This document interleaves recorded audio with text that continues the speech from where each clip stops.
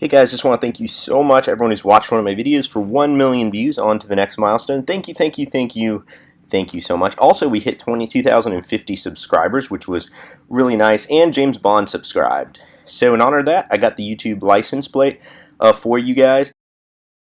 Comments like this really make me happy when I can share my knowledge with car people and get more people into cars. That's what it's all about for me. Anyway, speaking of cars, the Tesla P90D has been dethroned by the M5. I bet that engine had something to do with it.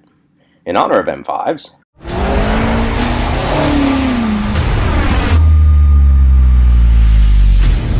2 car lengths back. I'm coming in. Keep that right there. Keep that. Keep that. Keep that.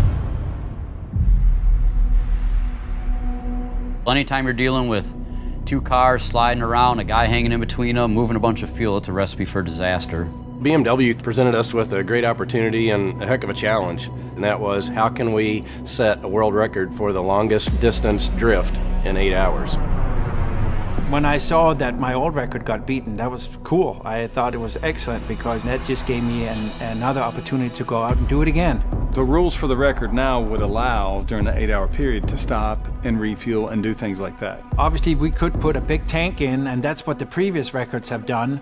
That's kind of boring. Who wants to watch that, right? So you scratch your head a little bit and think, how can we do that? Well, you think about military aircraft, how do they refuel? It takes 2 planes, so we need 2 BMWs. So the solution we came up with is car-to-car refueling while we're still in the drift. The challenge was the whole dry brake connection to connect the cars in the drift. So we utilize components from commercial as well as aircraft industries, and we machined a lot of really custom fittings. Had to get the trunk area cleared out, got the back seat out to mount a custom fuel cell in the trunk area. Once we're plugged in, it's time to flip the switch to transfer the fuel Into the fill neck, into the stock fuel tank, so he can transfer fuel during the drift while he's driving.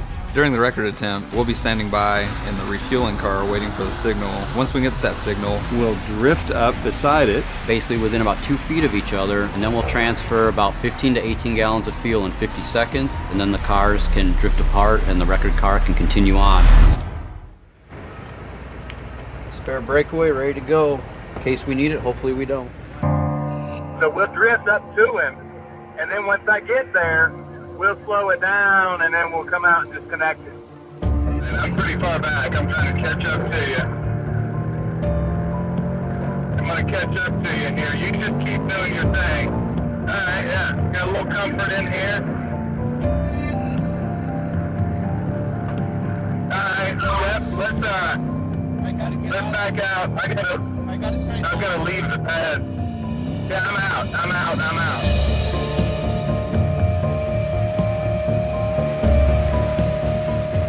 Refueling a car a few inches from another car in a drift, in the wet, there's a lot of things that could go wrong. the first worry is fire, obviously. You're moving a lot of fuel. You're moving 15 to 18 gallons in a minute or less. If we get a leak or something happens, drivers slip up, something goes wrong, the cars break apart. Johan could spin out. I could spin out. For Matt, the refueling guy, he's gonna be out there in the crush zone, and if those guys slip up and he's in the wrong spot, he's getting sandwiched.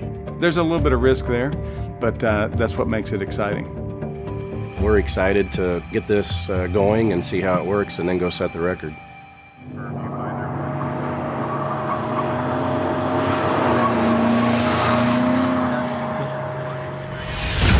We have commenced drifting. We're just getting through these first times, burning down fuel, getting to the point where he can transfer the fuel out of the reserve tank he's got, and after about 3.5 hours, it'll be time for me to go join him to fuel him up again. Very low. Okay, copy. 30 minutes away from refuel. That part, just you sense anything, you feel like the angles are starting to just unplug it. Copy. We got it.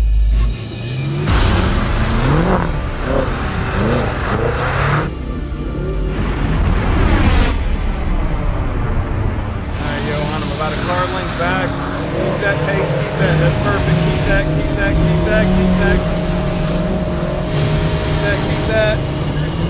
Pumps on. We're good. Keep it moving, guys.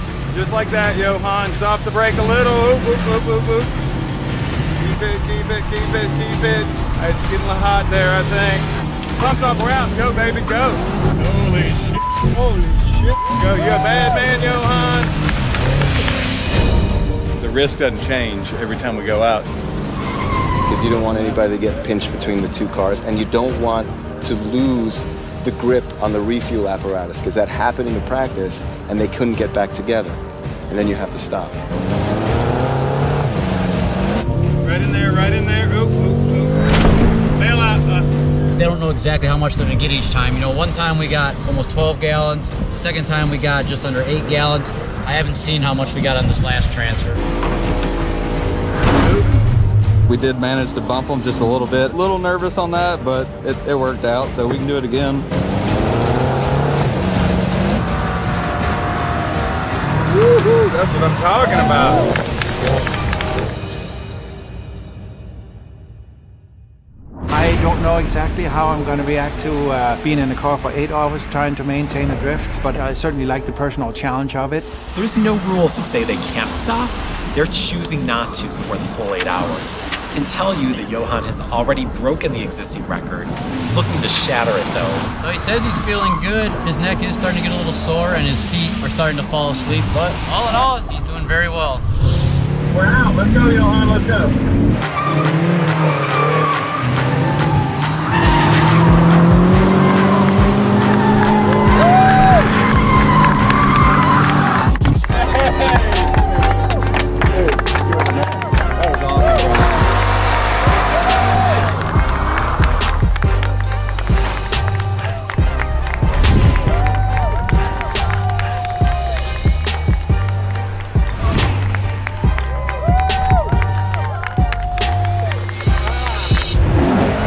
Next time, my speedy racers, drive on.